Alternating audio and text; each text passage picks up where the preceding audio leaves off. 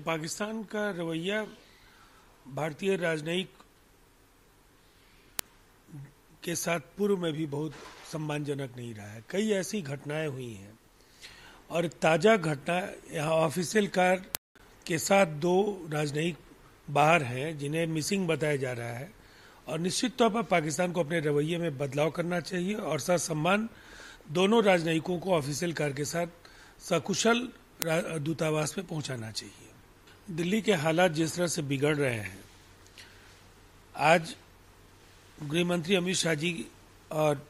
दिल्ली के मुख्यमंत्री अरविंद केजरीवाल जी के साथ साथ अन्य राजनीतिक दलों के महत्वपूर्ण नेता भी उपस्थित थे। इससे ये उम्मीद जरूर बनती है कि अगर 18,000 टेस्ट प्रतिदिन कराए जाने का लक्ष्य जो आज की बैठक में तय हुआ है, उससे स्थितियां काफी हद तक बदलेंगी और जो दिल्ली की खस्ताहाल बदहाल स्वास्थ्य व्यवस्था है उसको भी पुख्ता करने के लिए अरविंद केजरीवाल जी अब केवल बयानबाजी करने के बजाय उसको दुरुस्त करने में ईमानदारी के साथ अपना समय लगाएंगे। देखिए, राहुल गांधी जी ने अल्बर्ट आइंस्टीन को कोट करके अपने बौद्धिक समझ की एक झलक दिखाने की कोशिश की है, लेकिन सच ये है कि अल्बर्ट आइंस्टीन का ये पूरा जो उनके द्वारा कही गई उक्ति है, उसको अगर वो कांग्रेस के शासन के राज्यों पर भी अगर उस कोविड कर्व पर आजमाएंगे तो महाराष्ट्र के जो हालात हैं, मुझे लगता है जरूर उनको अपने बयान पर पुनर्विचार करना होगा। इसलिए कि इस संघीय व्यवस्था में केंद्र को केवल गाली देकर के राज्यों को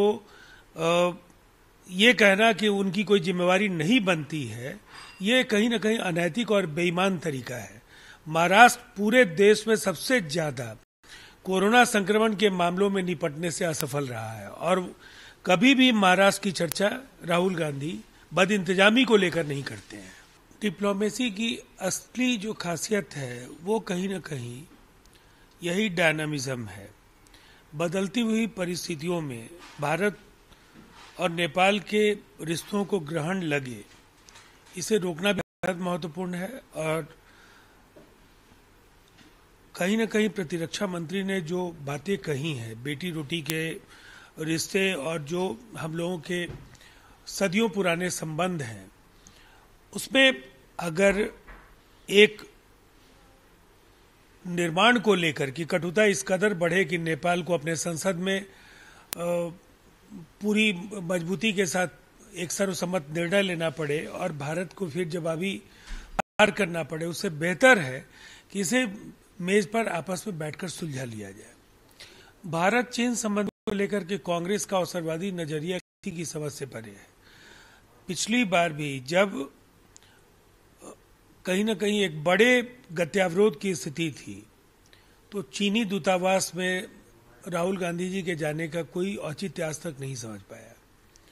और अधीर रंजन चौधरी जी को विदेश नीति के सवाल पर जो अब तक हमारी परंपरा है, देश कभी भी विभाजित नहीं दिखा है, पक्ष प्रतिपक्ष कभी अलग अलग नहीं दिखे हैं और भारत चीन संबंधों को लेकर के आधिकारिक बयान के खिलाफ कांग्रेस के किसी भी नेता का यह बयान हतप्रभ करने वाला है। सत्ता तो चली गई, लेकिन अभी भी कांग्रेस संभलने के लिए तैयार नहीं है। भ्रष्टाचार को लेकर के जितनी भी बातें वो कहेंगे, कांग्रेस के कारनामों को देश कभी नहीं भूल पाया है और मध्य प्रदेश में भी जितनी कांग्रेस सरकारें रही हैं, सबके साथ कई बड़े कुख्यात घोटालों का रिश्ता रहा है और दिग्विजय सिंह जी बेहतर तरीके से समझते हैं। शिवराज चौहान निसंदेह एक बेहतर प्रशासक हैं और अगर कहीं कोई भ्रष्टाचार दिखेगा तो कार्रवाई होगी, लेकिन सियासत की गुंजाइश कांग्रेस के लिए वहां बनती नहीं है। सत्ता से बेदखल जनता ने